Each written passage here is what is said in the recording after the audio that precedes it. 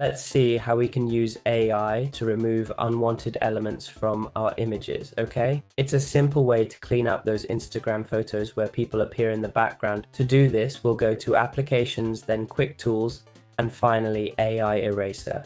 As you can see, you just upload the image and it automatically erases what you want to remove. I've uploaded this dog photo, and now we'll show the AI what we want to delete by using InPaint. I want to remove the frisbee, so I'll make the brush smaller in some areas, okay? This allows us to be more precise and accurate. Now that I've marked the disc, albeit a bit oddly, we'll hit confirm and then go. And that's when I'd start the elimination process.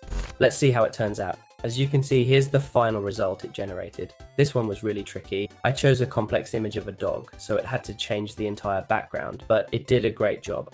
I mean, look at the size of those paws on this dog, right? It's actually too big to be honest, but from a distance, it looks very realistic and was done easily. This was tough, not easy at all, but it came out flawless. So now you know how to remove unwanted elements from your photos. And wow, you all look great. If you want to keep the image but remove something specific, now you know how.